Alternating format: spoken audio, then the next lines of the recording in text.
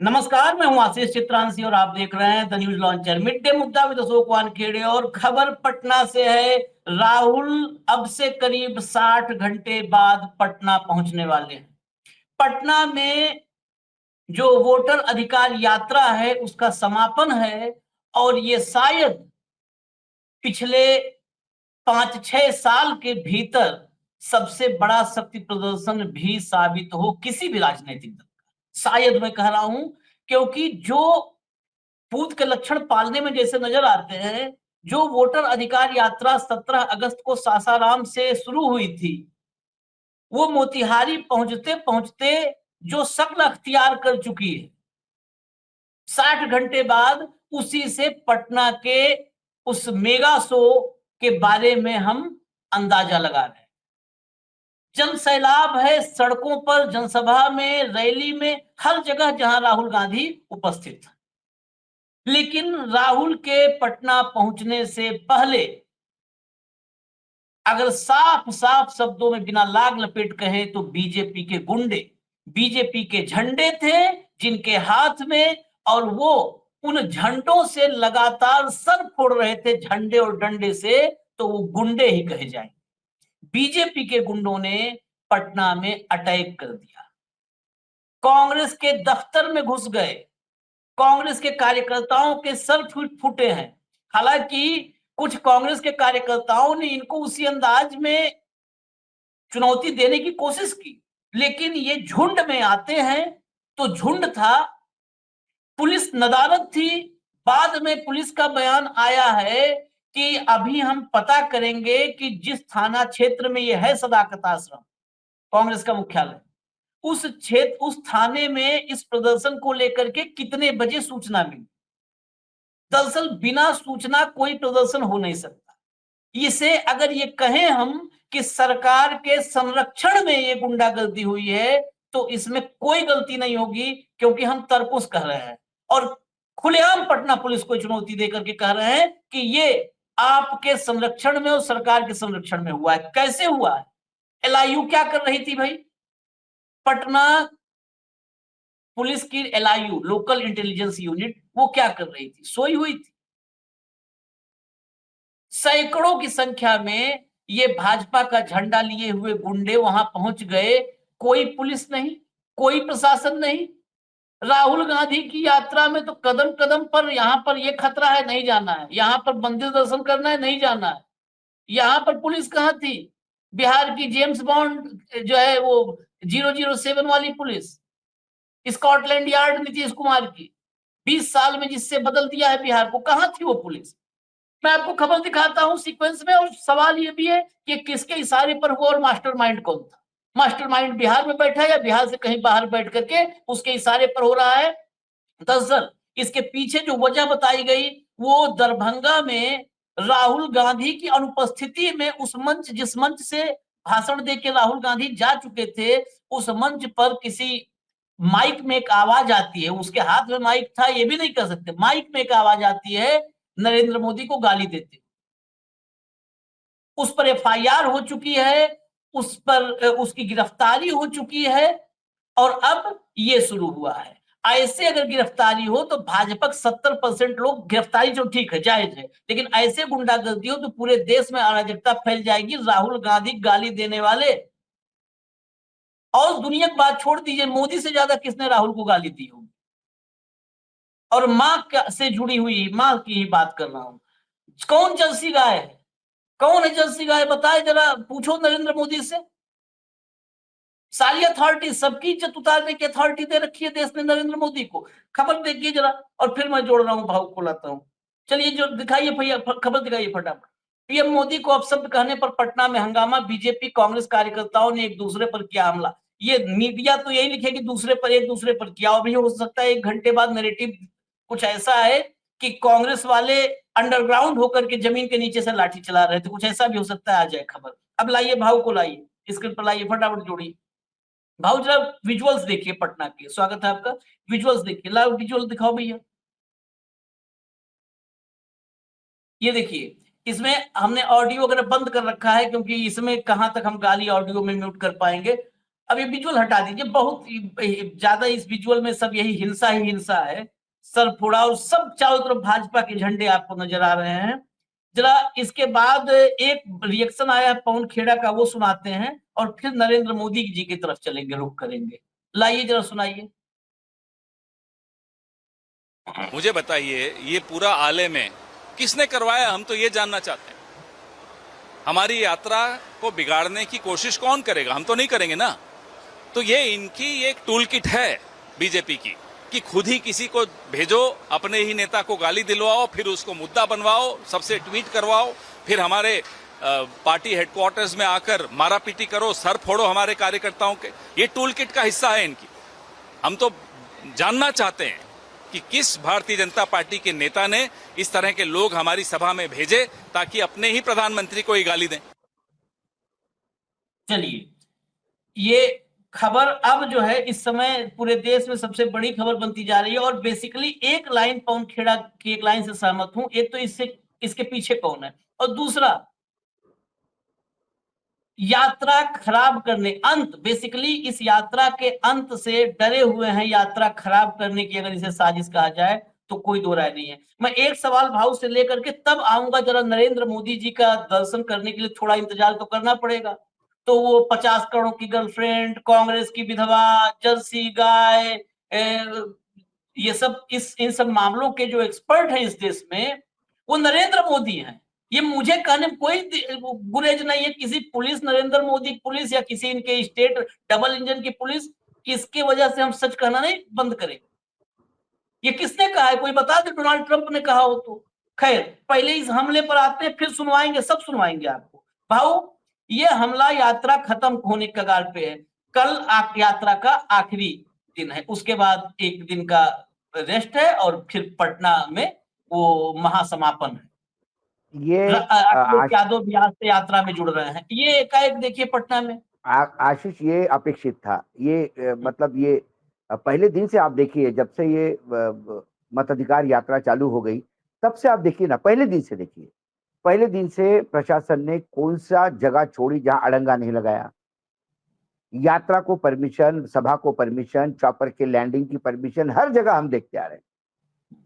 हर जगह, हर जगह जितना प्रशासन का दुरुपयोग कर सकते थे उन्होंने किया। कभी लॉ एंड ऑर्डर के नाम से, कभी डिसिप्लिन के नाम से, कभी किसी के नाम से, कभी किसी के नाम से। और जब कुछ हो नहीं रहा है, इसी बीच प्रधानमंत्री ने अपनी एक रोड शो भी किया पटना में, जहां बड़े मुश्किल से लोग लाए गए, गाड़ियों से लाना पड़ रहा है, स्कूल कॉलेजेस में छुट्टी करवा के लाना पड़ रहा है। तो ये आप और हम समझ रहे हैं, ये नेता नहीं समझ रहे, ऐसी नहीं है बात। इस मताधिकार यात्रा ने हालत बुरी कर दी है, बढ़ती हुई भीड़। और फिर क्या है, बोलने में तारतम्य नहीं रहता। जब आदमी बौखला जाता है तो अक्सर बोलने में गलती कर देता है। और आपने देखा होगा, शहनवाज हुसैन ने कहा कि भाई ये भीड़ जो है वो टिकट मांगने वाले की है। अब आप मुझे बताइए आशीष जी, यदि लाखों के तादाद में टिकट मांगने वाले कांग्रेस और आरजेडी में आए, तो इसका मतलब ये थोड़ी है कि इसका मतलब तो यही माने कि भाई लोगों को लग रहा है कि ये सत्ता में आ रहे हैं। भाई भीड़ वही होती है। आप मुझे, डूबते जहाज में कौन जाएगा? यदि एनडीए सरकार बनाई रही है तो वहां तो टिकट मांगने वालों के लाले होने चाहिए। घर घर से बुला बुला के टिकट दो तो भी लोग लेते नहीं टिकट। ऐसी भी स्थिति होती है कई जगह, आपने देखी है। उत्तर प्रदेश में देखा है हमने, अच्छे उम्मीदवार को बोलना पड़ता है कि यार लड़ ले, तू साथ देगी पार्टी। यहाँ ये खुद का बीजेपी वाले कह रहे हैं, हम नहीं कह रहे, that is not my statement. हम तो बार बार कह रहे हैं कि ये राजनीति की नहीं है, मैं कुछ भी नहीं है। लोग बिहार के अपने मताधिकार की रक्षा करने के लिए रास्ते पे उतरे हैं। उनको लग रहा है कि आज उनका मत गया, कल बहुत सारी चीजें जाएगी, क्योंकि यही बेस है। आपका मत गया तो आपकी भारतीयता चली गई। इसलिए लोग साथ दे रहे कि हमारी लड़ाई कौन लड़ रहा है, वो मायने नहीं कि किस राजनीतिक दल का है। यदि एसआईआर के खिलाफ बीजेपी यदि ऐसा ही फ्रंट खोलती तो हो सकता है लोग बीजेपी को भी इतना ही समर्थन देते। ये एसआईआर के खिलाफ समर्थन है। बीजेपी वाले खुद कह रहे हैं, हमने इस पे कार्यक्रम भी किए कि भाई ये एसआईआर गले पड़ गया हमारे, ये तो हमको तकलीफ दे रहा है। मंदिरों में एंट्री नहीं करने देते लॉ एंड ऑर्डर के नाम से, बताइए। फिर एक नया शगुफा आया कि नेपाल के रास्ते आतंकी आ गए। क्यों? बॉर्डर पे क्या कर रहे थे? गृह मंत्रालय की बॉर्डर पे सिक्योरिटी होती है, गृह मंत्रालय के अधीन है, वो केंद्रीय गृह मंत्रालय के अधीन। कहां भाई नेपाल की बॉर्डर कहां कहां खुली है? उत्तराखंड में खुली है, यूपी में खुली है, बिहार को लग के है। तीनों जगह किसकी सरकारें हैं? डबल इंजन की सरकारें हैं। डबल इंजन की सरकारें होते हुए आतंकी अंदर कैसे घुसते हैं? राहुल गांधी को भाई आतंकी यदि ऊपर से आया कि हमको इंटेलिजेंस इनपुट मिला है कि राहुल गांधी के लिए आतंकी आए हैं, तो बट नेचुरल है कांग्रेस वाले तो उतनी केयर करेंगे ही, फिर राहुल गांधी गाड़ी के बाहर नहीं उतरेंगे। फिर कहने को होगा कि इनकी यात्रा देखिए, गाड़ी से उतरे नहीं शहजादे, सिर्फ हाथ दिखा के गए थे। ये फिर बोलने के लिए आप तैयार हो जाओ। फिर ये आतंकियों का शगुफ खुल गया। अब यात्रा समापन पे है और पटना में जबरदस्त शक्ति प्रदर्शन होगा और ये स्वयंभू होगा। कोई बसें से लाके कोई सर्कुलर नहीं निकाला, आरजेडी ने और कांग्रेस ने लेटर नहीं निकाले डिस्ट्रिक्ट मजिस्ट्रेट को कि आने वाले समय में हम सत्ता में आएंगे तो आपको मदद करेंगे, अभी आप कॉलेज बंद करवा दीजिए, बसें भेज के बच्चों को बुलवाइए। ऐसा सर्कुलर तो नहीं निकला। तो ये स्वयंभू है और इससे देखिए, जब भी जनता खुद के इससे आती है, लौटती है, तो फिर वो जयप्रकाश जी का आंदोलन बन जाता है, फिर महात्मा गांधी का आंदोलन बन जाता है और इससे सत्ता पक्ष बहुत डरा हुआ है। इसलिए किसी ने कह दिया कि भाई एक कोई छिछोरा खड़ा हो गया, उसने मोदी जी को मां बहन की गाली दी, बिल्कुल इसका निषेध किया, सभी ने निषेध किया। कांग्रेस ने सबसे पहले निषेध किया। कांग्रेस ने कहा कि ये बिल्कुल गलत है और इसकी कड़ी से कड़ी सजा होनी चाहिए। उठा लीजिए उस आदमी को, सब सब सारे विजुअल से सामने। ऐसे मंच पे तो बहुत सारे कांग्रेस ने तो कम से कम कहा कि बिल्कुल हम, अरे वो कांग्रेसी हो तो पार्टी से निकाले। किसी ने कहा आप पार्टी से क्यों नहीं निकालते उसको? अरे पहले कांग्रेसी तो वो पकड़ा गया कौन है यही तो पता नहीं है, कौन किसके भेष में आके। ये तो टूल किट, ये पवन खेड़ा कह रहे हैं, वो हो सकता है वो भी टूल किट का पार्ट हो, हंगामा करने के लिए। तमस पिक्चर जो आई थी, तमस जो किताब लिखी गई है भीष्म साहनी की, बहुत बढ़िया दस्तावेज है। मैं तो दस्तावेज मानता हूं उनको, भारत पाकिस्तान के पार्टनरशिप पे। उसमें बताइए कौन मंदिर में गाय कटवा के फेंकता है और कौन मस्जिद में सुअर कटवा के फेंकता है, कौन दंगे चाहता है। ये टूलकिट बहुत पुराने हैं। तो सबसे पहले वो क्या पदाधिकारी है? अरे आपके पदाधिकारी तो व्यभिचार करते हुए लड़की की इज्जत लूटते हुए पकड़े गए, तब आपने माफी नहीं मांगी देश से। आपके एक मंत्री ने एक महिला अधिकारी को आतंकियों की बहन कहा, तब आपने नहीं माफी मांगी देश से। वो तो पदाधिकारी थे।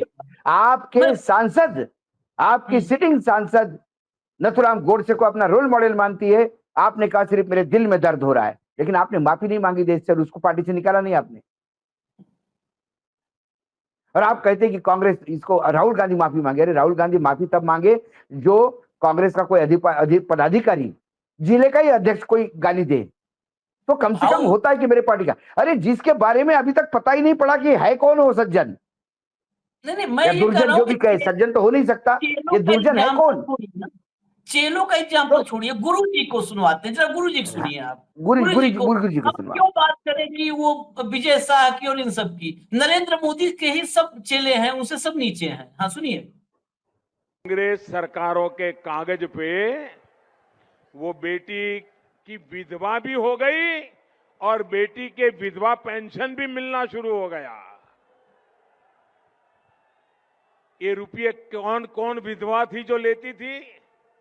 ये कांग्रेस की कौन सी विधवा थी जिसके खाते में रुपया जाता था? पहले इस आदमी को मांगना चाहिए ना। पूरे धरती पे ऐसा कोई शख्स होगा इतनी बेशर्मी से? मैं पूरे जिम्मेदारी, मुझे कोई अब परवाह नहीं भाई, जब यही सिस्टम है तो जेल में ही डालेंगे। ये बताइए कांग्रेस की कौन सी विधवा? आदमी माफी मांगने के बेशरम, माफी मांगने चाहिए, ये आदमी माफी नहीं मिलेगी। कांग्रेस की विधवा बताइए जरा, भाव परिचय करवाइए कांग्रेस की विधवा से इनका। कौन सी विधवा? कांग्रेस में सोनिया गांधी के बारे में ही इंडिकेशन था ये, हाँ और कोई? अरे हम तो अपने दुश्मन को भी, मतलब क्या ये राम की पूजा करते हैं? क्या राम ने मंदोदरी का ऐसे ही अपमान किया? मंदोदरी को प्रणाम किया।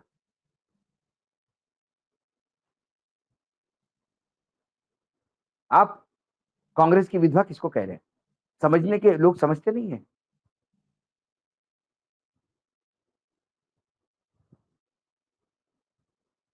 तो आप कहो तो उसको कोई मतलब उसको जस्टिफाई करने के लिए 10 लोग सामने आते हैं।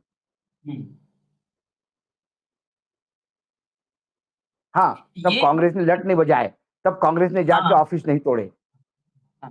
क्योंकि वो टूल नहीं, किट का हिस्सा नहीं था कांग्रेस के।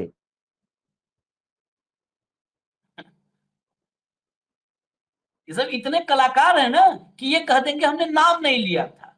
अरे नाम नहीं लिया तो कांग्रेस की विधवाओं के नाम गिनवा दो। किन नहीं, विधवाओं की विधवा चर्चा कर, की बतवा विधवा गिनवाओ पूछे भाई, उन विधवा विधवाओं तक ठीक है, कांग्रेस की विधवा मतलब कौन है? हाँ वही मैं कह रहा हूँ, कांग्रेस की विधवा। सारी विधवाएं जो पेंशन ले रही है सब कांग्रेस की है। हाँ और किसी विधवा को किसी राजनीतिक पार्टी से जोड़ने वाले आप कौन? हम्म, यदि आपने सोनिया जी के बारे में नहीं कहा तो फिर किसी भी विधवा को इस देश में कौन किसी राजनीतिक दल के साथ जोड़ता है? नहीं भाऊ, वो राजनीतिक दल छोड़िए, इस स्टेटमेंट पे ना मतलब अगर इस देश की महिलाओं में जरा सा भी आत्मसम्मान हो ना तो इस स्टेटमेंट पर आदमी घेरना चाहिए। कांग्रेस की विधवा कौन सी विधवा जिसके खाते में पैसे डाल जा रहे हैं? विधवा पेंशन कितनी है? कितनी है विधवा पेंशन? मैं सवाल करता हूं नरेंद्र मोदी से। कहीं विधवा पेंशन 1200 है, कहीं 1800 है, कहीं 2000 है 2000 यही है ना। किसी विधवा के खाते में अगर वो सोनिया गांधी की तरफ नहीं है तो किसी विधवा के खाते में 2000 जा रहा है, उसका कष्ट है नरेंद्र मोदी को। किसी विधवा खाते में अगर विधवा पेंशन 2000 जा रहा है, उसका मतलब अडानी के खाते में मैंने पूरा तो देश कहा, चला जाए, विधवा मैं, खाते में 2000 न जाए, मैं, ये पीड़ा है मैंने इस कहा, आदमी को। और नहीं नहीं तो नहीं नरेंद्र पीड़ा, मोदी सोनिया मैं गांधी तो बोल रहे दूसरी हैं। बात कह रहा हूं आशीष जी, मैं तो उससे भी आगे जाकर कह रहा हूं। आप किसी विधवा को किसी राजनीतिक दल का कैसा घोषित कर सकते हैं? वो विधवा का अपमान नहीं है, वो देश की बेटी है भाई। विधवा हुई तो क्या हुआ? किसी की बेटी है, किसी की मां है, किसी की बहन है। ये देश की सब विधवा को ये कांग्रेस का बता रहे हैं। वही वही बता रहा हूं मैं, किसी भी, ये विधवाओं का अपमान है किसी राजनीतिक दल से उसको जोड़ना, बहुत घोर अपमान है। चलो सोनिया जी को नहीं कहा आपने, किसी तो विधवा को कहा।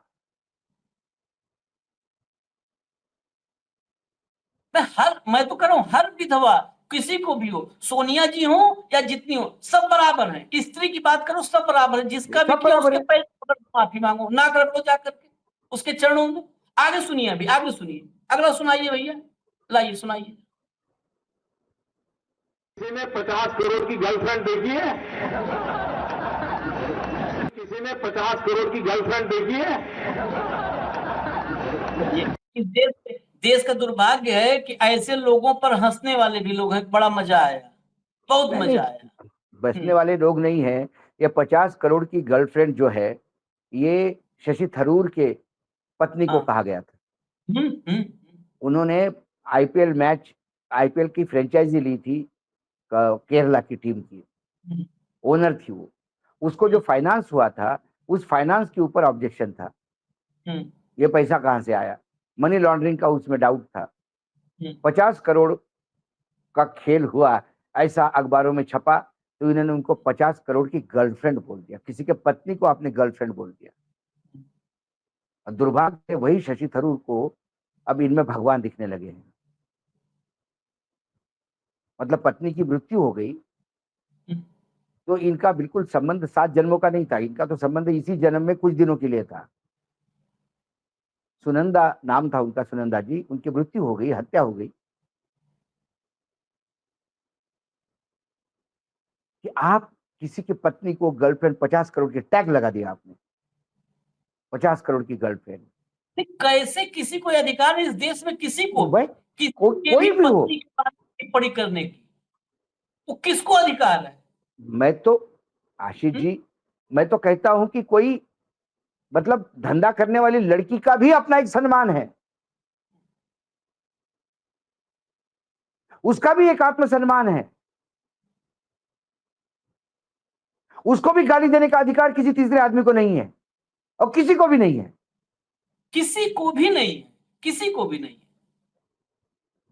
ये 50 करोड़ कैसे? अच्छा, एक बार अभी इस देश में कोई भी एक आध बार बेंगलुरु में कर रहने वाले का किसी कोई नाम पता कर ले, या कुछ अभी और कोई नाम बताने लगे, अभी देखिए सारी एजेंसियां देश की सक्रिय हो जाएंगी, सारी हाँ, बिल्कुल। एजेंसियां सक्रिय। अभी और नाम पे आ जाए, बस उन नामों पे नहीं, ये किसी का भी बिलो द बेल्ट चरित्र हनन करेंगे, पत्नी की कीमत तय करेंगे, गर्लफ्रेंड की कीमत तय करेंगे, विधवा बताएंगे। ये व्यक्ति, मैं इसलिए इस पर ये भी नहीं कहूंगा कि इस वजह से नरेंद्र मोदी को कोई गाली दे और वो जस्टिफाई हो जाएगा, ना ना कतई ना नहीं ना, जस्टिफाई होगा। उसको फांसी में लटका दो, फांसी में बिल्कुल। लटका दो। नरेंद्र, मैं कह रहा हूं कि नरेंद्र मोदी जी की जगह कोई भी हो, उस कोई भी इंसान हो, जो भारत का हो, विदेश का हो, कहीं भी हो, किसी को भी माँ की गाली ये वंदनीय नहीं है, एक्सेप्टेबल नहीं है, इसकी निंदा होनी चाहिए, इसको सजा होनी चाहिए। Point number 1। सजा फांसी में लटकाओ, लेकिन फिर नरेंद्र लेकिन मोदी ये को जो कांग्रेस के ऊपर ये थोपा जा रहा है, राहुल माफी मांगे, गांधी परिवार माफी मांगे, कांग्रेस माफी मांगे, अध्यक्ष माफी मांगे, तो भाई उन्होंने तो कह दिया कि आदमी हमारा है नहीं, जो हुआ वो गलत हुआ, इसको फांसी की सजा दे दो, कांग्रेस ने डिमांड किया। आप भी बोल दो कि जो हुआ वो गलत हुआ, हमारा कोई लेना देना नहीं मोदी जी से, मोदी जी के ऊपर एफआईआर दर्ज हो, जो चाहे सजा हो दो, बोलिए आप, हिम्मत हो तो। वो बोलने की तैयारी नहीं, 4 लठे भेज दिए, जाके सर फोड़ाओ ऑफिस में, क्योंकि आपका डबल इंजन की सरकार है, पुलिस है आपके पास, प्रशासन है आपके पास, गुंडों को लाइसेंस मिला हुआ है। बेसिकली माँ बेटी बहन, इनकी इज्जत में भी ये सिलेक्टिव है। भाजपाई की माँ बहन बेटी है तो सम्मान होगा, अगर वो भाजपा मतलब वो मोदी जी के शरण में नहीं है तो उसके माँ बहन बेटी की इज्जत नहीं है इस देश में। वाह, गजब का एक नया फॉर्मूला है। मतलब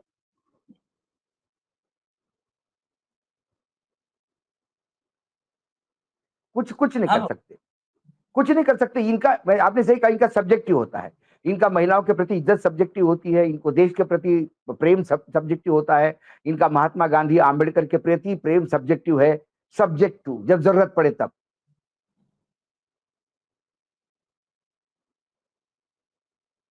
एक और क्लिप है, जरा एक और क्लिप है वो भी सुनाइए, सुनाइए।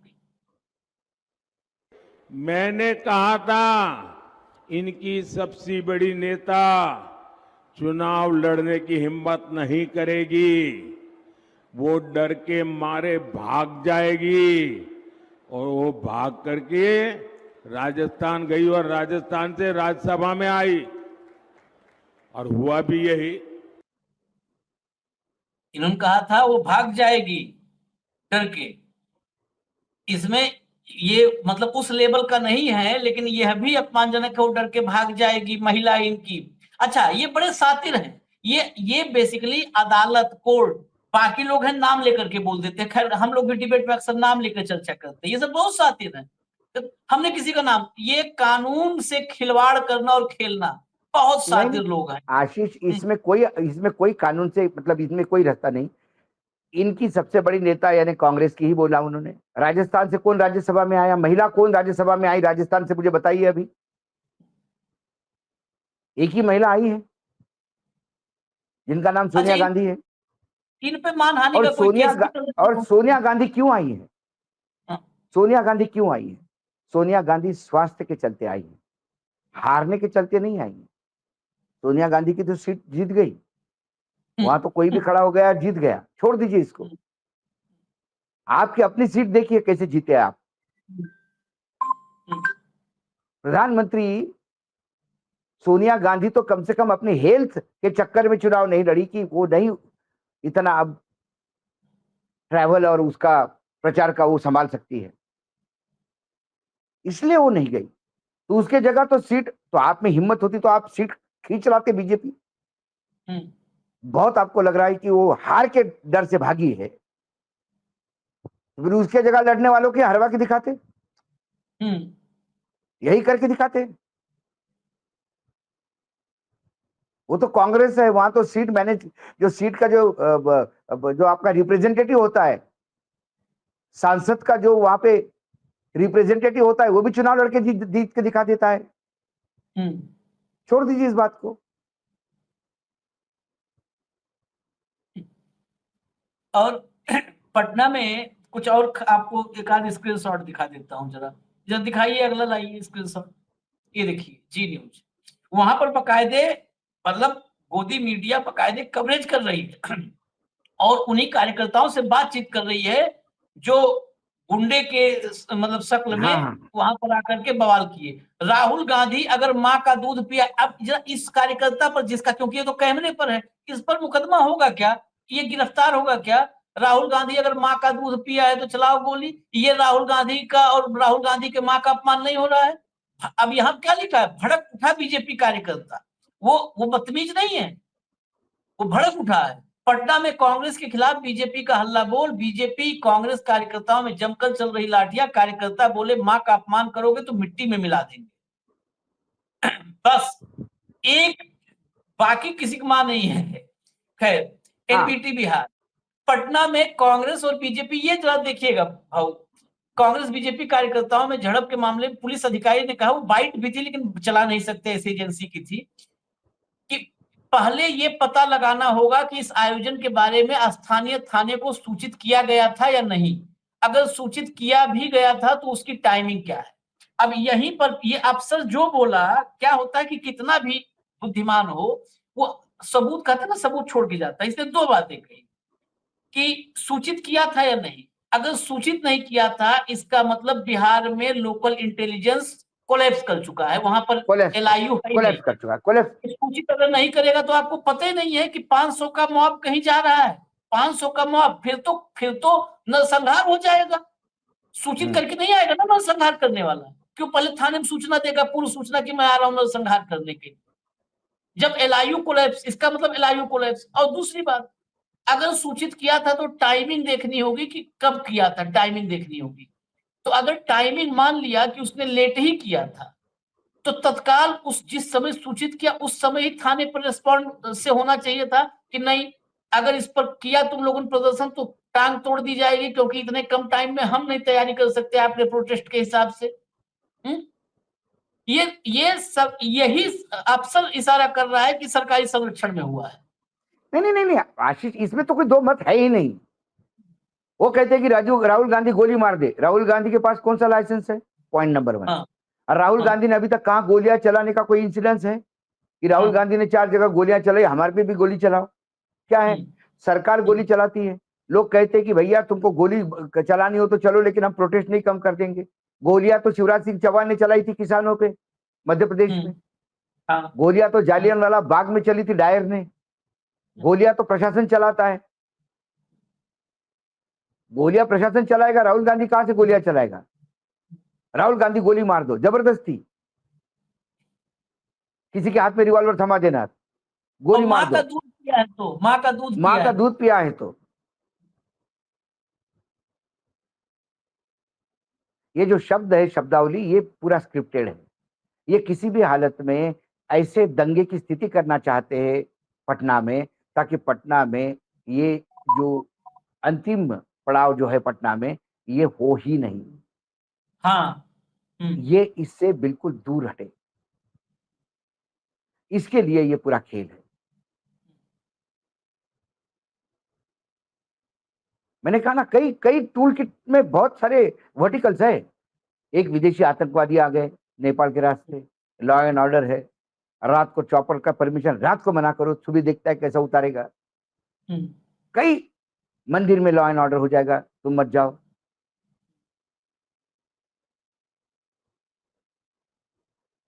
तो ये सारी जो आप देखते हैं, फिर लगातार ये ऐसा थोड़ी हुआ। राहुल गांधी की आप पदयात्रा देखिए, जो भारत जोड़ो यात्रा थी, उसमें देखिए स्टार्टिंग से लेके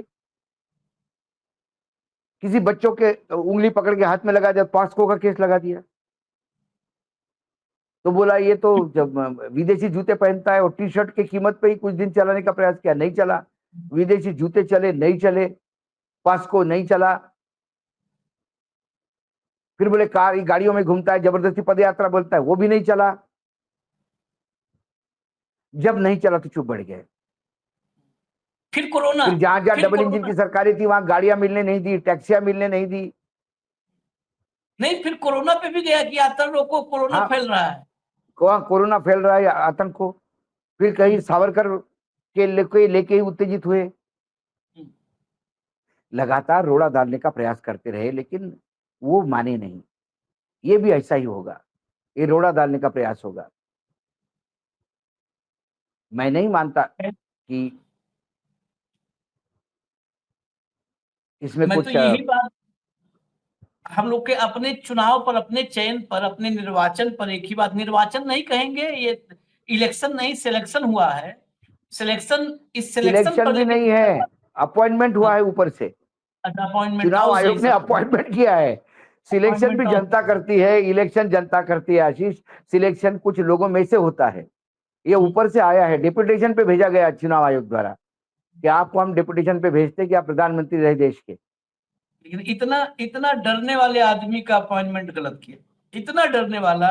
राहुल से डरे, भागवत से डरे, संघ से डरे, सुब्रमण्यम स्वामी से डरे, अब किससे किससे डरे, अब क्या क्या बताएं। ट्रम्प से डरे, चाइना से डरे, पाकिस्तान से डरे, हाँ। नाम लेने में डरे। इजाजत दीजिए, अभी मिड डे मुद्दा में खबरें और भी बड़ी महत्वपूर्ण है, मैं आऊंगा उनको लेकर के भाव के साथ ही। अब जब बात हुई है भागवत की, तो फिर भागवत कथा ही अभी करेंगे अगले कार्यक्रम में हम। इजाजत दीजिए फिलहाल, धन्यवाद भाऊ, नमस्कार। नमस्कार।